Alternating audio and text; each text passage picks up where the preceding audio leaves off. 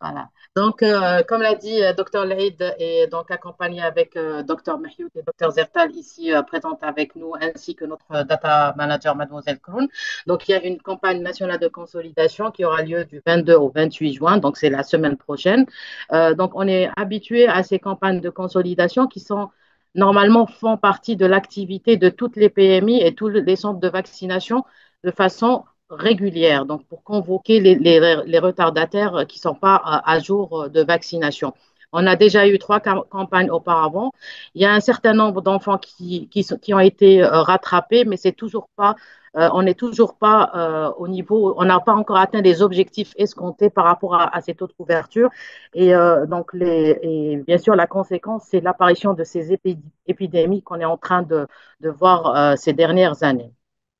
Donc voilà, cette campagne, elle va toucher donc les 58 là, c'est une campagne nationale. La population cible, c'est les enfants âgés de moins de 6 ans. Je rappelle, je tiens à rappeler que cette population, elle doit être rattrapée au niveau des centres de vaccination, aussi bien les PMI et de façon automatique, c'est-à-dire sans avoir besoin ni de lettre du médecin traitant ou du pédiatre. Ça doit se faire au niveau de la PMI. La PMI prend en charge ces enfants et ne prend pas seulement les enfants, les nourrissons de moins de 18 mois. On tient vraiment à rappeler ce concept parce que malheureusement, c'est rapporté à plusieurs reprises. Donc, elle aura lieu la semaine prochaine.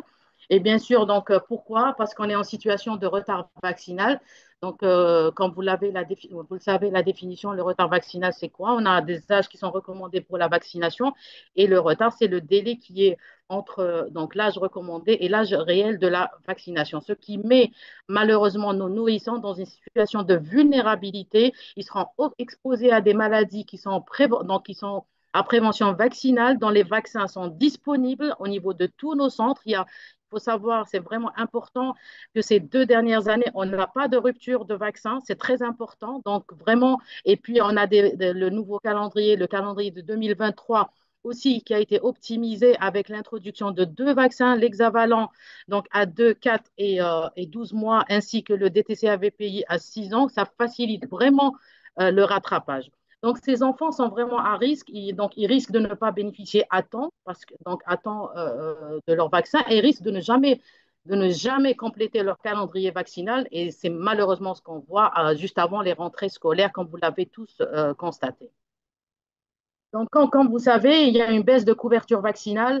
Il y aura automatiquement, on a une bonne couverture vaccinale, on n'aura pas de maladie. Dès qu'il y a une baisse de la couverture vaccinale, automatiquement, il y aura une flambée d'épidémie. Si on a des taux de couverture qui sont déclarés de façon administrative, qui sont bons, et qu'on a des flambées, c'est qu'il y a un problème quelque part dans nos évaluations. Donc ça, c'est vraiment, vraiment, il faut le signaler. Et puis, on sait que les taux de couverture vaccinale, donc le taux de couverture administratif doit toujours être vérifié. Et la seule façon, comme vous le savez tous, c'est les enquêtes de couverture vaccinale qui va nous donner un état sur l'état réel. Par contre, quand on a des épidémies, on sait que de toute façon, il y a des insuffisances, peut-être pas partout, mais que le taux de couverture n'est pas homogène. Ce taux de couverture nationale cache beaucoup donc, de lacunes dans certaines, donc il y a des disparités dans certaines wilayas ou peut-être même certains EPSP. Donc, comme on l'a dit, toute baisse de couverture nous expose malheureusement à la réémergence de ces maladies qui sont à prévention vaccinale, comme on l'avait vu malheureusement en 2018, donc avec l'épidémie de rougeole, avec de 60 000 cas et une soixantaine de décès qui auraient pu tous être évitables. Il faut savoir qu'un décès, c'est déjà un échec pour une maladie à prévention vaccinale. Et un décès, c'est déjà un drame pour la famille. Et puis, il faut savoir que pour la rougeole, malheureusement, ce n'est pas seulement les décès, mais les répercussions continuent jusqu'au jour d'aujourd'hui, avec le nombre de ponencéphalites sclérosantes, donc, qui est une complication tardive de la rougeole qu'on est en train d'observer chez des nourrissons qui malheureusement n'ont pas pu être vaccinés. Ça, on doit vraiment insister dessus. Il y a aussi à cause aussi d'une baisse de vigilance et de couverture vaccinale, on a eu émergence de nouveaux donc de polio variants de type 2 et depuis 2022 jusqu'à 2025 avec d'autres variants également. L'épidémie de diphtérie, donc, qui a commencé déjà en fin 2023, elle a continué en 2024 et encore en début 2025. En 2024, elle a dépassé les 1300 cas avec un bon nombre de décès et qui sont donc évitables aussi. Donc, il est à signaler aussi que même si l'Algérie est un grand pays avec des frontières qui sont quand même donc avec 7 pays et dont la situation géopolitique n'est pas stable et donc on a un mouvement de population qu'on le veuille ou pas, mais ça n'excuse pas. Si on a de bons taux de couverture, on ne serait pas exposé à ces épidémies. Ça, on tient vraiment à le rappeler. Et récemment, malheureusement, on a des clusters de rougeole dans plusieurs wilayas, donc en 2022-2025. Donc, ça reste à 200 cas par wilaya, 100 cas par wilaya, mais c'est quand même un indicateur très, très mauvais du taux de couverture vaccinale actuel. Et malheureusement, ce qu'on constate, que ce soit pour la diphtérie ou pour la rougeole, c'est que donc il y a eu des campagnes dans les wilayas où on a eu les cas, on nous dit non, on n'a pas de cas de zéro dose. On a rattrapé, tous les enfants sont à jour de vaccination. Et quand on fait le profil épidémiologique de ces cas, malheureusement, on trouve des zéro doses. Donc, il y a encore des poches de zéro dose donc il faut retrouver. Les zéro doses ne vont pas venir tout seuls. Il faut vraiment faire l'effort de les convoquer, d'aller les chercher si c'est une population vulnérable, notamment les nomades ou les migrants. J'insiste dessus parce que c'est une population qui est à risque et si l'épidémie commence, elle peut se transmettre au niveau de la population avec des taux de couverture actuels. Donc voilà, donc là, il y a eu beaucoup de questions par rapport au retard, à la définition du retard vaccinal. Donc c'est important. En fait, voilà, il faut rattraper tous les enfants, mais c'est important pour notre évaluation. C'est-à-dire que si vous avez un enfant qui vient pour la vaccination lors de cette semaine, c'est important de savoir est-ce qu'il fait partie de la vaccination de routine ou est-ce qu'il fait partie pour l'évaluation de la vaccination de rattrapage. C'est très important.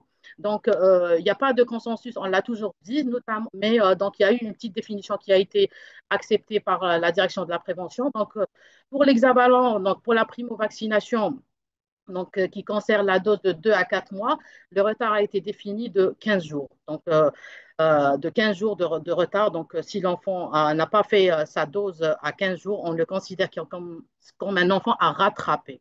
Et pour la dose de rappel, c'est 2 mois. Ça, c'est en ce qui concerne l'hexavalent.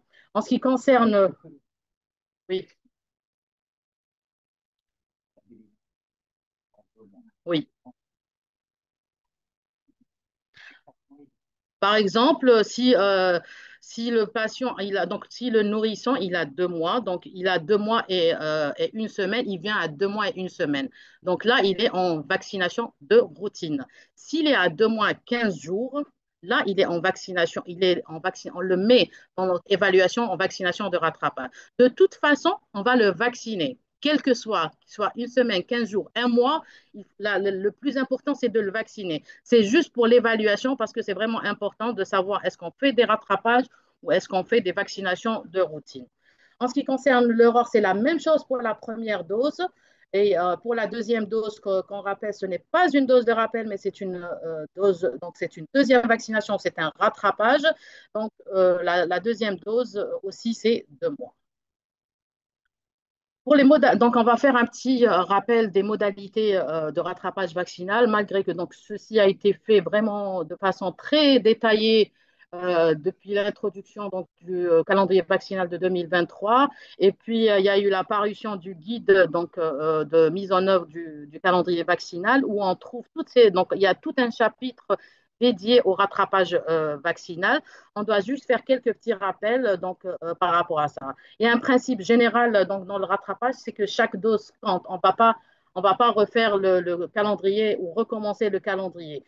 Il faut protéger en priorité donc, contre les infections les plus sévères, donc et vraiment à l'âge adéquat. Si on a mis la vaccination donc, à 2 mois, c'est vraiment parce que le nourrisson est vulnérable à ces pathologies, notamment pneumocoque, hémophilus donc et coqueluche à cet âge-là. Et bien sûr, sans oublier la rougeole par la suite donc, quand on arrive à 11 mois. Mais il faut vraiment, quand on est en situation de rattrapage, il faut essayer d'ailleurs de la vaccination. D'ailleurs, les vaccins qui sont donc, dans le calendrier vaccinal, on peut les combiner tous. Donc, ça nous facilite tellement le rattrapage. Tous les vaccins, on peut les faire le même jour pour le rattrapage. Donc, c'est vraiment un point très positif après l'introduction de l'hexavalent. Il faut savoir que dans certains pays, on introduit déjà ces vaccins à 6 semaines. Donc, à 2 mois, 2 mois, c'est déjà. Donc, il faut faire ces vaccins à l'âge opportun pour les prévenir parce qu'ils sont vulnérables à cet âge-là. Il faut bien sûr veiller à terminer le rattrapage le plus tôt possible, bien sûr en faisant donc, des injections multiples. Vous savez qu'actuellement, on peut faire, avec l'instruction ministérielle, on peut faire jusqu'à 3 injections le même jour. Il faut juste donc veiller voilà, à faire à respecter les 2,5 cm entre les deux sites d'injection. L'enfant donc qui n'a pas de document, qui n'a pas de carnet de santé ou n'a pas un certificat donc, de la PMI est considéré comme non vacciné. Donc le document est vraiment important pour prouver la vaccination. Et si on ne connaît pas le statut, ben, il faut le rattraper. Bien sûr, une fois on a terminé le rattrapage, on va continuer le calendrier de façon normale. Donc, là, c'est juste un petit rappel par rapport aux doses recommandées selon donc, le PEV pour un enfant de moins de 5 ans. Donc, pour l'hexavalent, donc c'est 3 doses, 2, 4 et un rappel à 12 mois. Bien sûr, l'hépatite B, c'est juste pour rappeler qu'il y a aussi la dose de naissance qu'il ne faut pas oublier. Donc, on a un schéma donc, à 3 doses plus un. Il y a le pneumocoque donc, qui est aussi à 3 doses, donc avec 2 doses en primo-vaccination et un rappel. Et le ROR, on a 2 doses, donc à 11 mois et 18 mois. Bien sûr, le VPO suit donc le même schéma de l'hexavalent à 2, 4 et 12 mois. Donc, il y a certaines règles de base. Donc, je sais que les infirmiers ou le personnel de la santé le plus chevronné n'a pas besoin de toutes ces explications. Par contre, il faut savoir qu'il y a toujours du personnel qui est nouveau. Il y a des congés, les personnes sont amenées à être remplacées. Parfois, il faut expliquer certaines règles basiques pour ne pas se tromper. Donc, il faut prendre en compte l'âge au moment du rattrapage, l'âge de l'enfant quand il consulte. Il faut faire le bilan vaccinal, donc bien sûr déterminer les doses qui ont été faites, déjà déterminer d'abord les doses qui doivent être faites à cet âge-là, puis déterminer les doses qui ont été faites et déduire les doses manquantes. Il y a définir les priorités, ben, ça on l'a dit que tous les vaccins du PEP peuvent être administrés concomitamment, heureusement. Il faut choisir aussi les combinaisons vaccinales qui sont les plus appropriées et respecter surtout l'intervalle minimum entre chaque dose, comme ça a été expliqué avant. Donc voilà ce petit tableau qui peut aider un personnel qui n'est pas très chevronné, qui n'est pas très à l'aise avec le rattrapage vaccinal. Donc de mettre ce tableau, donc de mettre à l'âge de l'enfant, donc quelles sont les doses nécessaires. Par exemple, un enfant qui s'est pas fait vacciner, il a 6 mois. Ici, pour l'hexavalent, donc on aura combien à 6 mois? Il doit avoir 2 doses. Donc là, les doses reçues, il a reçu 0, donc on aura 2 doses à rattraper. Donc on va rattraper la première donc, le jour même de la consultation. Il ne faut pas donner de rendez-vous, il ne faut pas rater l'opportunité de vacciner un enfant. On ne donne pas de rendez-vous. Dès qu'on l'attrape, il faut le vacciner. C'est vraiment important. Et puis, j'insiste aussi sur un point qui est important. Donc, au niveau des consultations, il faut que ce soit les consultations chez le généraliste ou au niveau de la PMI ou chez le pédiatre, que ce soit en public ou en privé, il faut veiller toujours à avoir le carnet de santé de l'enfant et à le vérifier pour pouvoir détecter s'il y a un retard vaccinal et à chaque fois rappeler donc les rattrapages. Donc voilà, c'est un petit tableau qui peut aider donc le personnel pour le rattrapage. Comme on l'a dit, pour un enfant, dans un nourrisson de 6 mois, donc il y a 2 doses manquantes. Donc on fait la première aujourd'hui et puis 2 mois après, parce qu'on est en primo-vaccination, 2 mois après, on le convoque pour la prochaine dose. Donc là, on va faire juste, on va détailler quelques vaccins par rapport au BCG. Ça, c'est une question qui revient. Donc, c'est une dose à la naissance. Mais donc, si jamais on n'a pas de cicatrice, donc la cicatrice, elle est recherchée à partir de l'âge de 3 mois. S'il n'y a pas de cicatrice, on va revacciner l'enfant une seule fois jusqu'à l'âge de 14 ans. Donc, si après cette deuxième vaccination, il n'y a pas de cicatrice, on le laisse tranquille. Ça, c'est vraiment important de le rappeler. Pour l'HBV, donc l'HBV, ça c'est vraiment important et on donne une importance à cette vaccination de naissance. Comme vous savez, le schéma de la vaccination de l'hépatite B, donc comme l'hexavalent, c'est un 2 plus 1, la dose de naissance. Donc, la dose de naissance, on l'a fait pour la protection verticale de la mère à l'enfant. Ça, c'est vraiment important. Il faut la faire. Cette dose doit être faite au plus proche donc, de la naissance, donc moins de 24 heures. Malheureusement, donc, dans nos formations sur le terrain, à chaque fois qu'on pose la question quand est-ce qu'on fait la vaccination de l'hépatite B de naissance, on le dit comme ça, donc c'était unanime dans une formation, dans une salle, à 7 jours. Il faut savoir que 7 jours, c'est l'exception.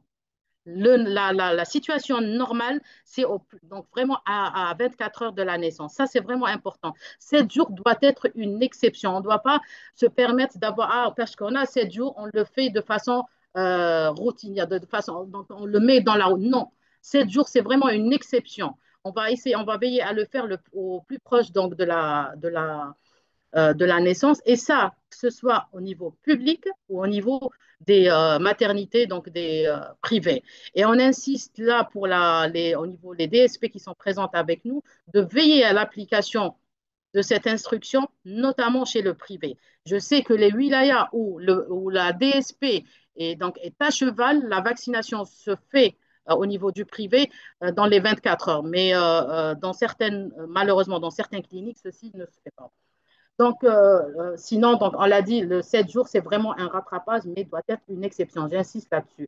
Sauf pour les petits poids de naissance, donc qui sont moins de 2 kilos ou qui sont des enfants de mère HBS. Là, donc, sauf, donc, on l'a dit, donc, à part les petits poids de naissance, donc moins de 2 kilos et des enfants de maman-mère antigène, donc HBS positif, là, on peut aller jusqu'à un mois. Et pourquoi jusqu'à un mois? Parce que le délai minimum entre la vaccination, la primo-vaccination pour l'hépatite B est de un mois. Donc, pour permettre que la deuxième dose qui se fera à 2 mois se fera à temps. Donc voilà, j'insiste vraiment sur ça parce qu'à plusieurs reprises, quand on demande la vaccination de l'hépatite B, on nous dit 7 jours. Et ça, c'est vraiment inacceptable.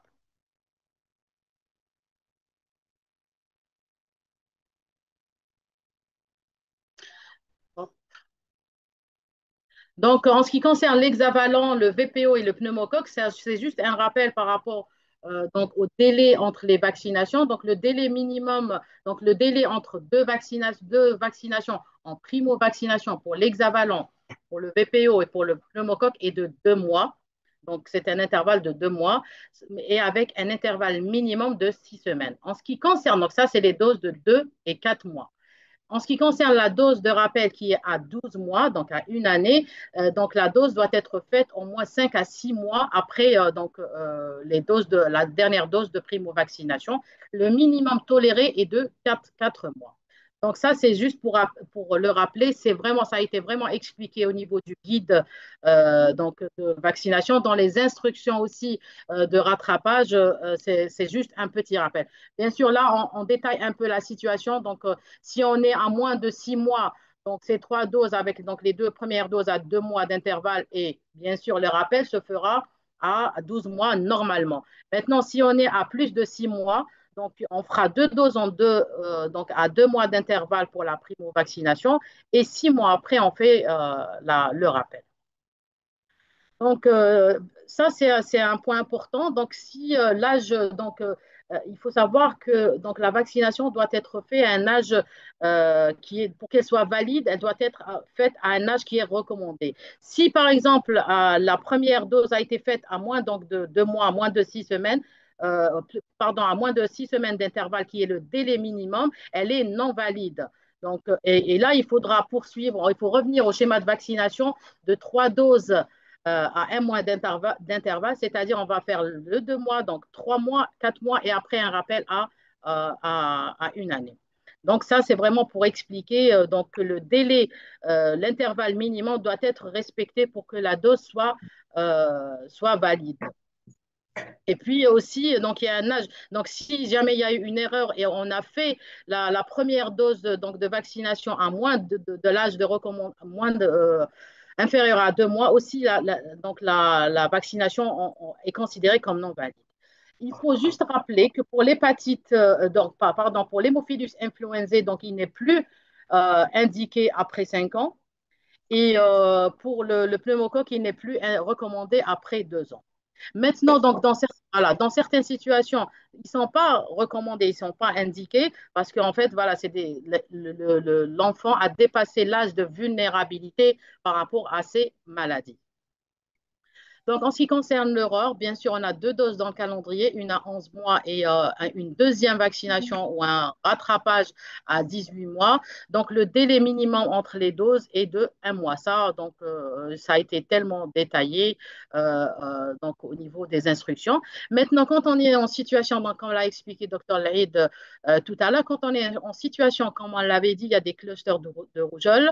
Quand on est en situation de vaccination d'un sujet contact, donc là, on doit vacciner de 6 mois donc, à 40 ans pour l'ancienne instruction de 2018. Et si jamais la dose donc, de vaccination qui a été faite dans le cadre d'un contact a été faite avant l'âge recommandé de la vaccination qui est de 11 mois, ben, elle ne compte pas. Donc, on doit, par exemple, il a fait sa dose de vaccination à 10 mois, à 11 mois, on lui fait sa vaccination d'aurore normalement. Donc, il y a certaines règles pour l'association des vaccins. Comme on l'a dit, donc, tous les vaccins du calendrier peuvent être associés donc, le même jour. Il y a pas de contre-indication. Il faut juste respecter donc, par rapport au programme de chaque enfant. Il faut veiller à ne pas mélanger, même si on les fait le même jour, il ne faut pas mélanger dans la même seringue des vaccins différents. Ça, c'est des rappels de base, mais qu'on insiste dessus. Il faut injecter dans des sites différents, bien sûr distants d'au moins 2,5 cm quand on fait au niveau du même membre. Donc, soit ça dépendra de l'âge de l'enfant, soit c'est au niveau de la face antérolatérale de la cuisse ou au niveau du deltoïde.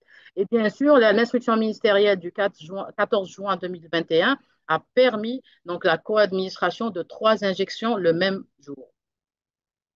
On ne le rappellera pas, on ne va pas arrêter de le rappeler que tous les vaccins du calendrier peuvent être associés le même jour. Il faut juste respecter donc, les intervalles minimums par la suite et la programmation selon chaque enfant. Donc là, en ce qui concerne la partie modalité, bien sûr, en ce qui concerne la campagne de rattrapage, il y a un point qui est important, c'est la communication. Donc là, vous les avez reçus quand même il y a plus d'une semaine que les instructions ont été reçues. Donc, il faudra informer, faire une communication au niveau, donc, au niveau de votre wilaya, donc au niveau de toutes les structures qui sont concernées par la vaccination. Il faut intégrer les autres secteurs, donc les autorités locales, et donc les affaires religieuses. C'est important, il faut afficher les horaires de cette vaccination, où est-ce qu'elle doit se faire et la durée, il faut que ça soit explicite pour la population. Et bien sûr, il faut utiliser tous les canaux de communication. Donc, bon, affiches, on n'a pas eu le temps d'avoir des affiches, mais par contre, on a eu le temps de faire oui, il y a certains EPSP qui sont toujours euh, avant-gardistes et qui préparent toujours, ils ont toujours des affiches qui sont prêtes. Bien sûr, au niveau de la radio locale, c'est très important la radio locale pour la diffusion du message.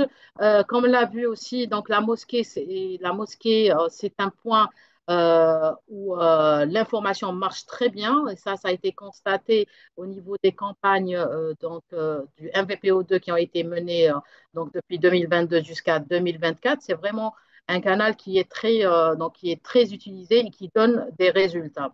Je vous dis que 34% de la population a été informée grâce donc, à la mosquée et notamment, donc, on a la prière du vendredi.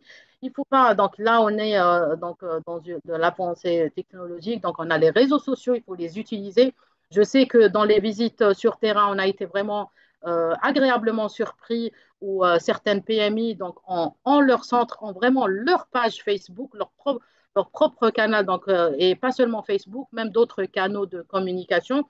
Et ils affichent les programmes de vaccination de routine. Quand il y a des campagnes, ils affichent les campagnes et ils affichent quelque part même le micro-plan dont on a discuté et qui n'existe, qui n'est pas documenté, mais en fait, ils ont un micro-plan qui est affiché parce qu'ils disent quand est-ce qu'ils vont faire la stratégie avancée, c'est-à-dire ils vont se déplacer vers un centre où la vaccination, il n'y a pas la prestation vaccination normalement, ou bien dans une place publique, ou bien dans un endroit, et aussi le programme des campagnes, donc de la stratégie mobile, donc des équipes mobiles. Ça, c'est vraiment un point important donc, sur lequel on insiste. Un deuxième point qui est très, très important et que malheureusement, malgré, c'est la quatrième campagne, donc on a eu trois campagnes, mais on a toujours un souci par rapport à l'évaluation de ces campagnes. Donc, c'est vraiment important. On a partagé avec vous donc un lien de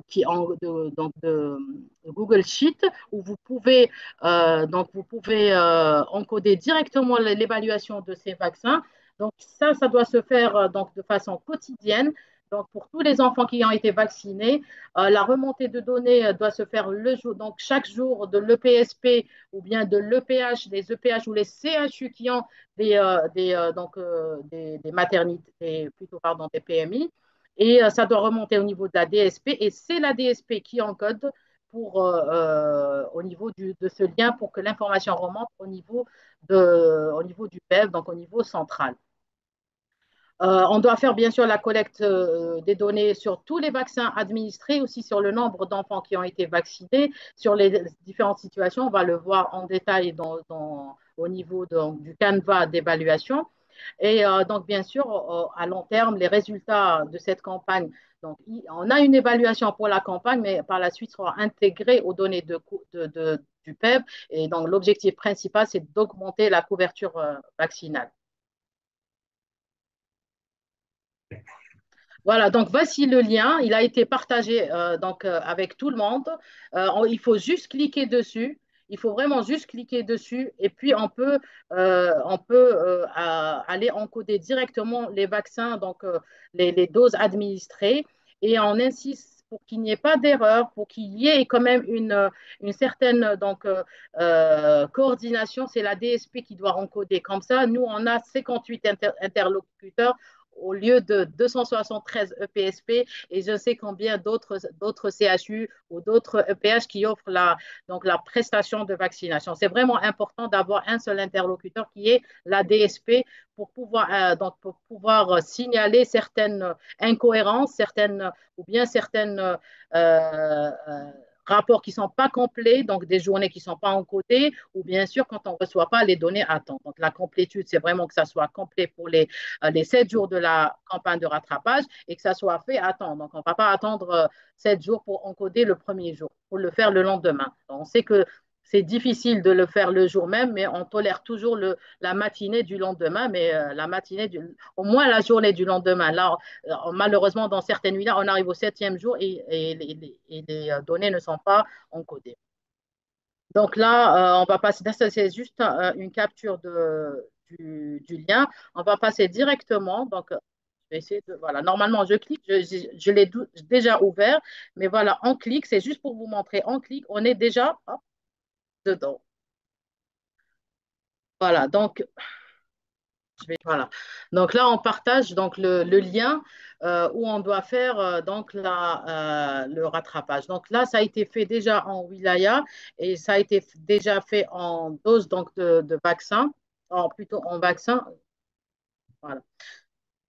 Donc, comme on va ici, donc chaque vaccin a été mis à part. Donc, pour l'hépatite B, on a mis seulement donc, la première dose, donc quand elle est rattrapée. Et on espère vraiment donc, on l'a dit. Et ça, malheureusement même, je tiens à le signaler parce qu'on fait l'évaluation de routine et pas loin d'hier, on était en train de voir plusieurs wilayas en train de mettre donc la vaccination de l'hépatite B à plus d'un an, ce qui est complètement anormal. Donc, on sait que on rattrape jusqu'à 7 jours et au maximum un mois. Donc, ils seront ils sont automatiquement tous ici moins d'un mois.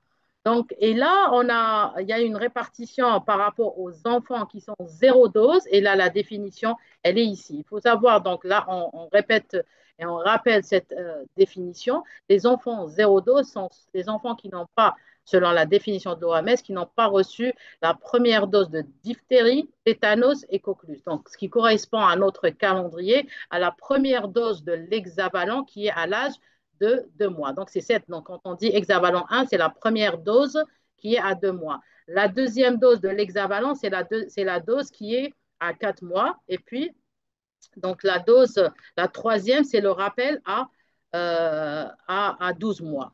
Donc voilà, et chaque situation a été donc détaillée seule. Donc ça dépendra donc de la situation qu'on a à rattraper.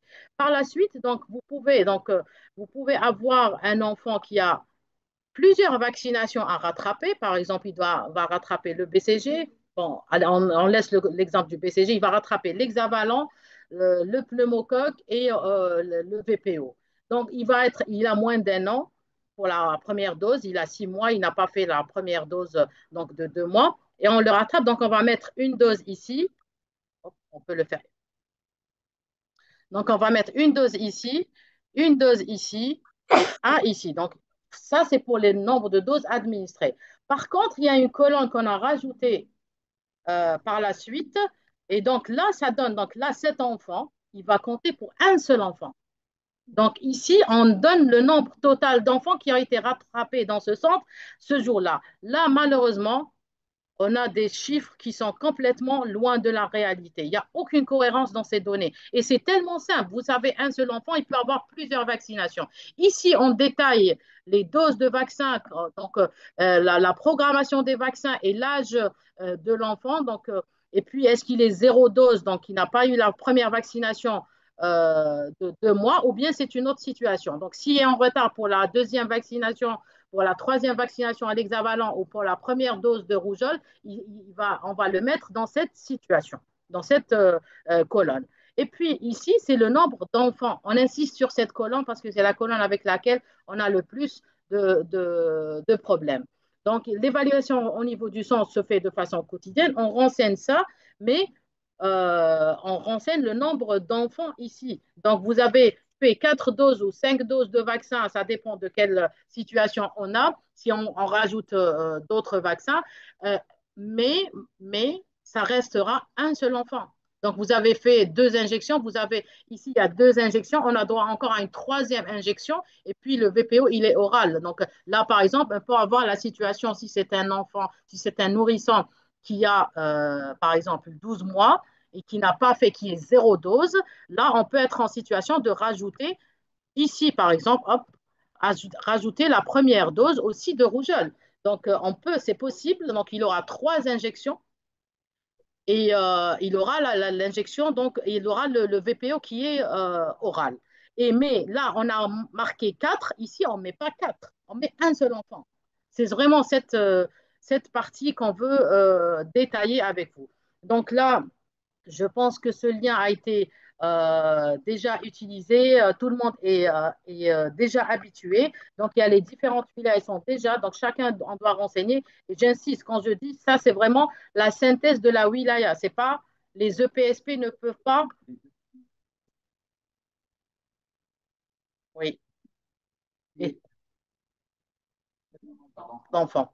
Et donc là, c'est les wilayas. On insiste pour que ce soit les wilayas. Les EPSP ne peuvent pas encoder. Et on insiste pour celui qui fait l'évaluation au niveau de la wilaya, de la DSP, de vérifier la cohérence des données. C'est vraiment important. C'est beaucoup plus simple de vérifier pour votre wilaya avec vos 4 EPSP que pour nous de vérifier pour toutes les wilayas avec 273 EPSP. Donc, j'insiste vraiment sur ce point. Et puis, voilà, donc si on fait une évaluation, il ne faut pas juste renseigner pour renseigner. Il faut que ça soit cohérent, il faut que ça soit aussi correct. Donc là, vous avez des informations. Donc, par exemple, ça, c'est le premier jour. Là, vous avez pour le deuxième jour, là, vous avez différents onglets pour aller donc vers d'autres jours jusqu'au dernier jour.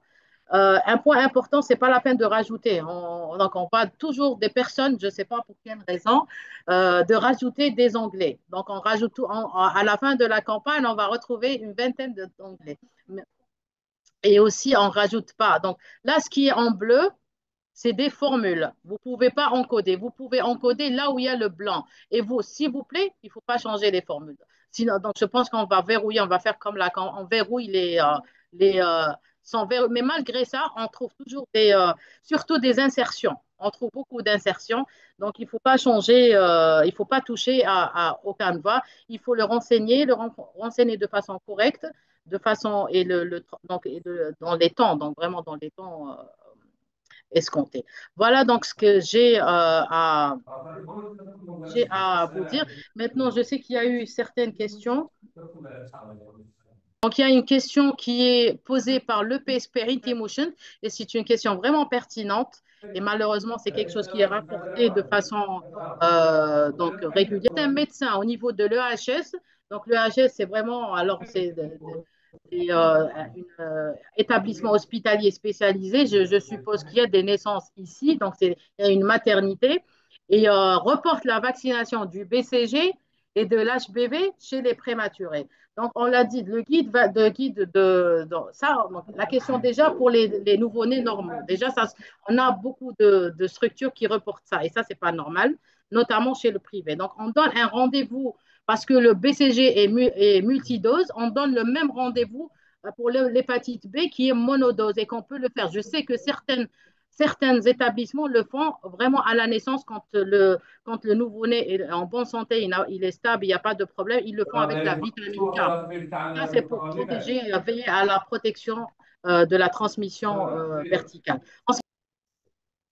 Donc, chez les prématurés, donc, ça a été donc, le guide de mise en œuvre de calendrier vaccinal de 2023. On a deux chapitres qui se sont rajoutés. Donc, le chapitre rattrapage et le chapitre aussi de situations particulières. Et parmi ces situations, le prématuré. Le prématuré, il faut le vacciner. Il faut le vacciner comme un nourrisson normal, bien sûr, en veillant à respecter certaines. Donc, quand c'est un prématuré de plus de 32 semaines, plus de 1,5 kg, on le vaccine selon l'âge chronologique. Donc, ce n'est pas selon l'âge gestationnel. On va pas. Donc, pour le prématuré, donc, comme je l'ai dit, il faut le vacciner selon l'âge chronologique et pas l'âge gestationnel. Il faut donc, c'est des nouveau-nés qui sont en situation vulnérable. Au contraire, il faut les protéger.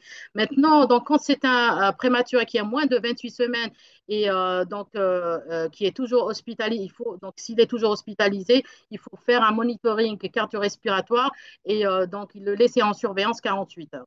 Voilà, donc sinon pour le reste, il faut faire la vaccination. S'il est toujours hospitalisé à 2 mois. Donc les prématurés, on les vaccine. S'il vous plaît, c'est vraiment important. Si vous prenez le guide donc, de mise en œuvre du calendrier vaccinal, donc il y a parmi les situations, il y a la vaccination des prématurés. Donc là, il y a une question par rapport aux enfants scolarisés âgés de 6 ans et plus qui n'ont pas reçu leur or. Est-ce qu'ils sont concernés par cette campagne? Donc ça, c'est une très bonne question. Pourquoi? Même si on a mis donc, que cette campagne concerne la population cible, c'est les enfants de moins de 6 ans. Mais je l'ai dit au début donc, de la présentation qu'on a des clusters de rougeole. Quand vous prenez un enfant donc, 6 ans, 10 ans ou 14 ans, malheureusement, c'est des situations qu'on a vues, ce n'est pas des situations anecdotiques, on le rattrape.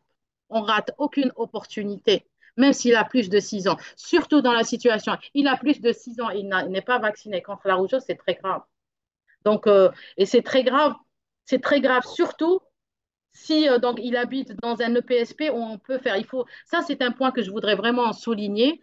Les PMI et donc ne doivent pas être des centres, comme le dit toujours Dr. Laïd, des centres où il y a des actes administratifs, comme au niveau de la commune. Il est venu, il est vacciné, on le note. Non, on suit notre population cible. C'est vraiment un engagement et l'engagement premier vient de la PMI.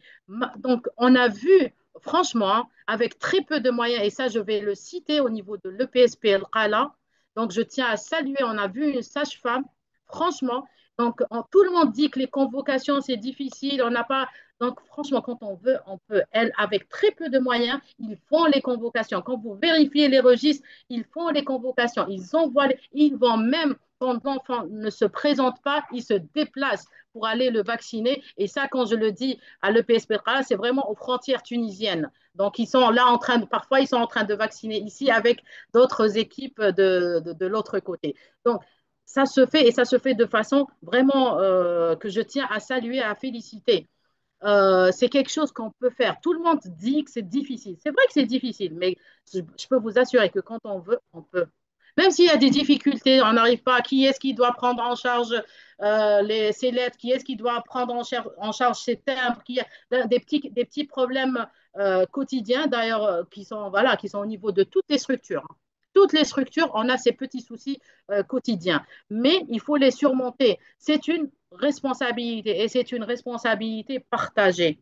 C'est vraiment une responsabilité partagée avec le personnel au niveau de la PMI, avec les médecins consultants voilà, qui ne veillent pas à encourager ou que malheureusement parfois donnent des certificats ou des attestations de contre-indication de vaccination. Ça, c'est encore pire. Au niveau de l'EPSP qui ne fait pas de supervision et des formations au niveau de ces centres de vaccination et la DSP aussi au niveau des EPSP et au niveau des EPH et des cliniques privées. Et bien sûr, même quand on dit la responsabilité partagée, même au niveau central, elle est partagée. On est tous responsables si la couverture vaccinale n'est pas bonne. On est tous vaccinales. Bien sûr, Dr Leid insiste au niveau des centres de vaccination, au niveau des CMF, de faire ce micro-plan auquel j'ai parlé tout à l'heure. Donc, certains centres de vaccination l'affichent au niveau de leur page, donc ils savent quand est-ce. Donc, le programme est affiché pour la population qui habite une certaine zone géographique.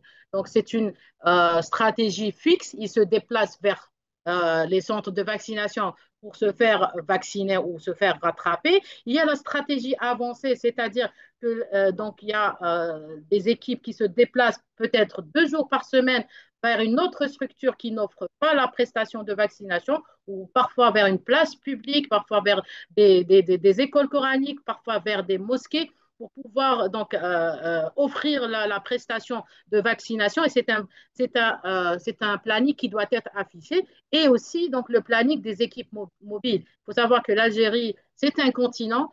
La densité de la population au niveau du sud, elle est vraiment donc elle est petite et parfois donc on a vu il y a entre deux habitations on peut trouver des dizaines de kilomètres si ce n'est pas des centaines dans certaines régions. Donc c'est pour ça dans les zones éparses et dans les zones surtout au niveau du sud. J'insiste aussi sur la vaccination des populations vulnérables. Donc les migrants, il faut les vacciner. C'est une population qui est source, donc qui est vulnérable déjà pour leur sang. Et puis, s'ils portent certaines donc, maladies, ils peuvent les transmettre, notamment avec les taux de couverture qui sont pas, qui ne répondent pas encore aux objectifs. La population nomade aussi. Donc, il y a professeur Snossi qui donne toujours cet exemple et qui vraiment, je trouve, très intéressant. On dit que les nomades, donc, ils ont tous des cheptels donc de bétail, de moutons, et que comme c'est la source de revenus, ils vaccinent leurs moutons. Ça, c'est obligatoire parce que c'est leur source voilà, de survie. Donc, ils vivent grâce à ça. Et malheureusement, ne vaccinent pas leurs enfants. Eh bien, il faut essayer, donc, dans une approche One Health que Dr Mahyout maîtrise beaucoup mieux que nous tous, eh ben, il faut programmer des séances de vaccination, aussi bien pour les enfants, le nourrisson, que pour les cheptels en même moment. Si ça peut marcher de cette façon, il faut le faire. Donc, voilà, on insiste sur ça. Est-ce qu'il y a d'autres questions?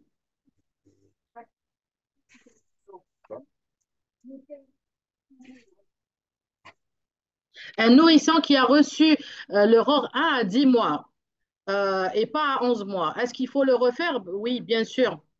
Oui, bien sûr. Donc, il faut la dose quand elle n'est pas faite à l'âge recommandé, elle est invalide. Elle est non valide, donc il faut la refaire. Elle ne compte pas.